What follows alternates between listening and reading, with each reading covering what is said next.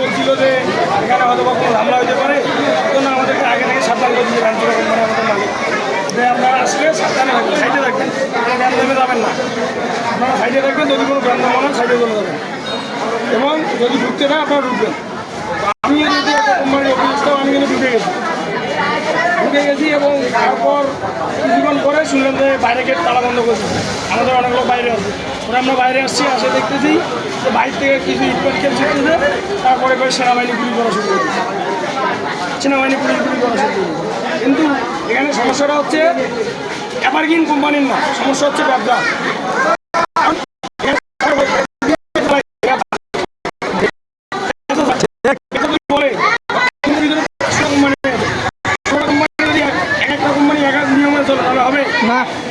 বাংলাদেশের সরকার মনে করেন রক্ষা নেই, এখন এখানে যদি আরো জন আসি বলে আমিও সরকার, তাহলে হবে?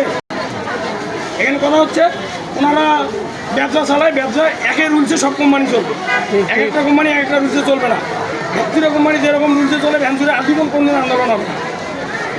7 তারিখের মধ্যে বেতন দেয় এবং টিম মেম্বারের ক্যান্টিন আছে, খাবার পানি আছে, গরম হলে অনেক কিছু সুযোগ সুবিধা আছে। আমাদের প্রেগনেন্ট মহিলা আমাদের ভ্যানচুরাতে যেগুলো আছে ওখানে ওদের বসার সুযোগ সুবিধা আছে, 8 ঘন্টার ওপর ওদের ডিউটি হবে না, ভ্যানচুরা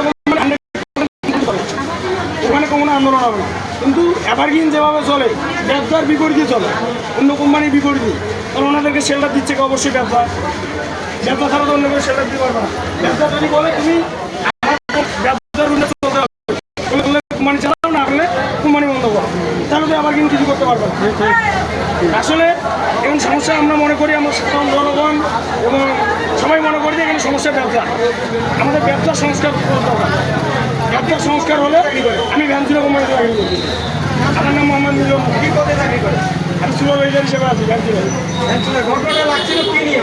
একটা বক্তব্য দিচ্ছি দাদা, মাঝখানে এসে দিলে নেবে পানি দেবে।